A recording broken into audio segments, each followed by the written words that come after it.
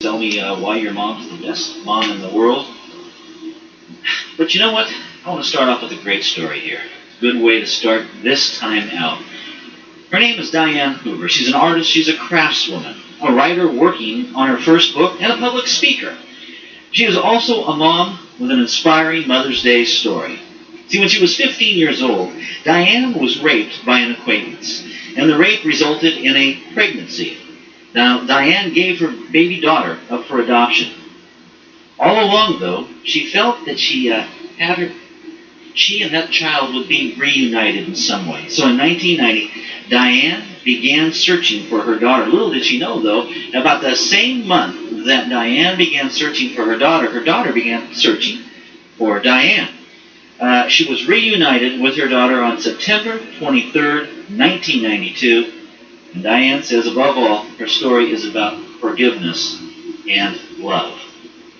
Let's go out to Diane. Diane, welcome to On the Line. How are you? Thank you. I'm just fine. Well, wonderful. What a great story here. It was a time where there was a lot of stigmatization. Now there isn't a stigmatization on being pregnant in our society. And I can even remember not so long ago when I was in high school, girls would disappear for 6, 7, 8 months, and they were always visiting an aunt. But there wasn't that many of them back east, you know. Right. But you gave away your daughter. This was 51 years ago, am I correct? Yes. At the time of our reunion, it was 51 years. Well, 53 now. Hey, well, who's keeping score now, right? Right. When you thought about looking her up, did you feel, my goodness, what if she doesn't want to see me? What if she's got a great home? Were all those questions burdening you? Oh, I had so many hurdles to jump because no one in my family knew of this baby, and it was a total secret, and I had buried it very deep in my heart.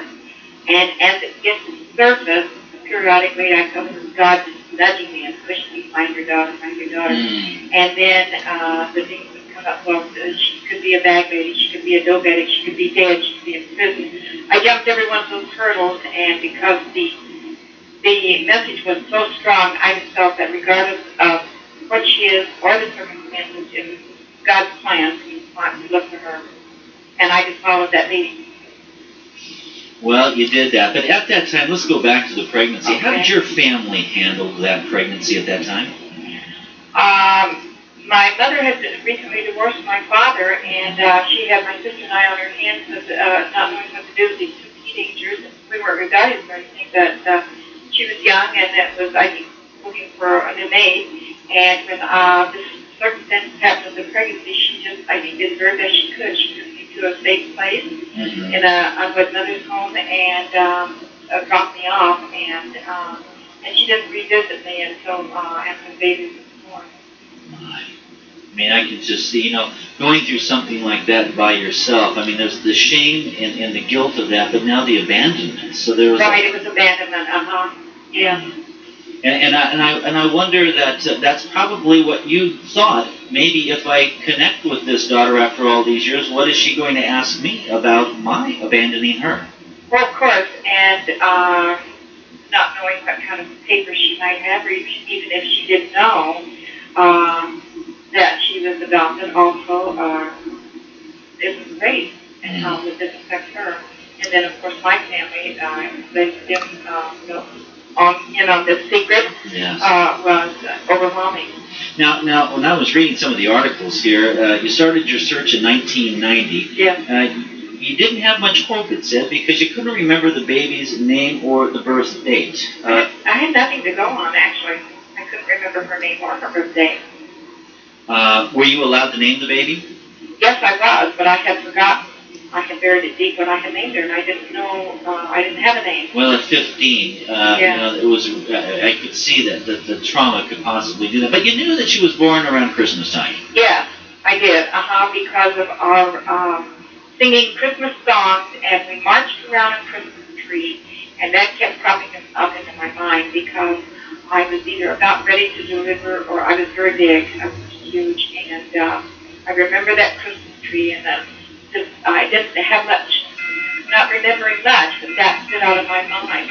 There was a show on one of the networks last night, something very similar to yours. Did you see it? No, I didn't. Did you hear about it? No, I didn't. It was a reuniting, given away at birth, and the daughter flew in from San Francisco, and all the cameras were there. Similarities, not only the physical similarities, but never being around that mother, they had many, many similarities. Did you find that with your daughter? Oh, absolutely.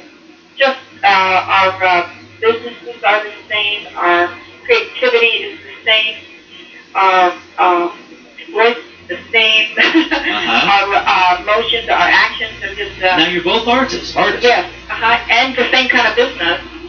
There's painted shirts, decorated shirts, Now I understand when twins are separated at birth, they sometimes they have the same kind of things, but it tells us something that certain things are passed down from mother to daughter, father to son. But let me bring somebody else in here. All right. Your daughter. Yes. Donna, are you with us? I certainly